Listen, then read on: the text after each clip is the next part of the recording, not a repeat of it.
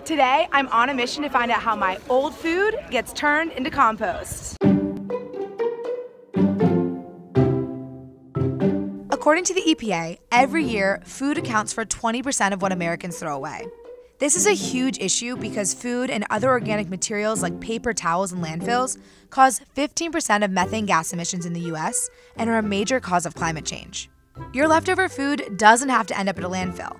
Instead, you can give it a second life as compost, aka natural fertilizer for plants. I wanted to find out how this works, so I decided to follow my own food scraps. For about a month, I've been collecting my old scraps and keeping them in my freezer so they don't smell.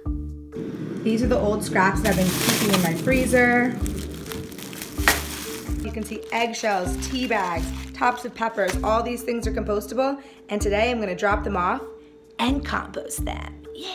If you don't live in a city, you can compost in your backyard by getting a big composting container. Search online to see what works best for you. If you're in a city, you can keep your scraps in your freezer or get a small container to keep inside your house or apartment. Check if you're covered by a curbside collection program or a food scraps drop-off program. Today, I'm taking my waste to a food scraps drop-off site in Union Square. New York's Department of Sanitation and partner groups run 60 food scrap drop-off sites covering 3.9 million New York residents. Most locations are open 1 to 3 days per week. After adding my food to the collection barrels, I'm ready to follow them to the compost processing site. These barrels are full. We're gonna cap them up and we're gonna put them in the truck, then we'll head to the site.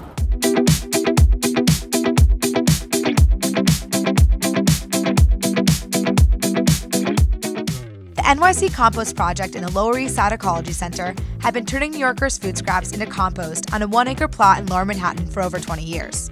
We accept vegetarian food waste, fruits, vegetables, eggshells, coffee grounds, tea bags. We do not accept any oily, prepared foods, meats, cheeses, none of that stuff. And why is that?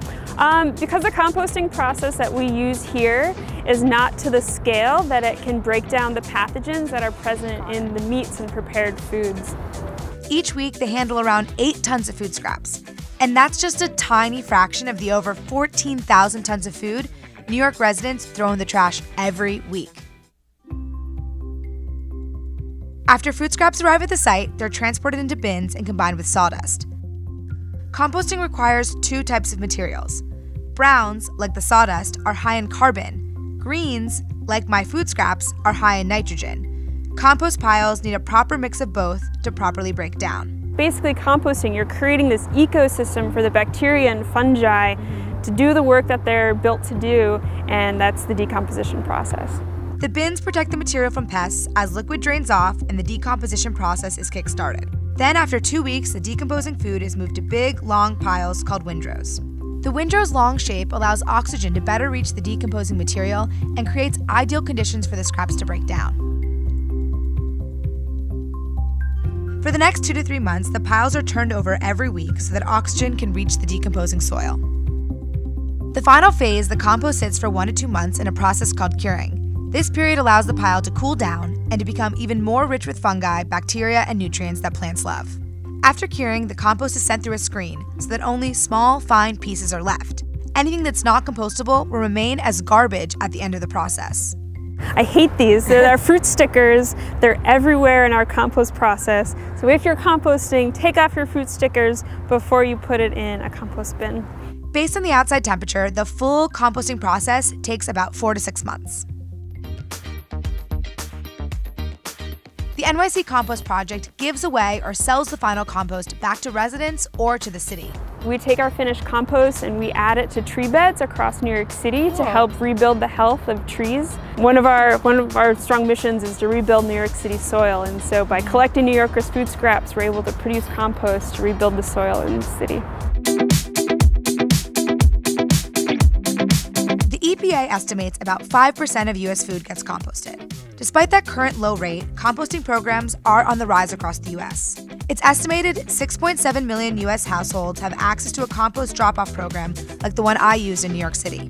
And curbside collection programs have risen by 87% since 2014. That same year, New York City launched the nation's largest compost curbside pickup program.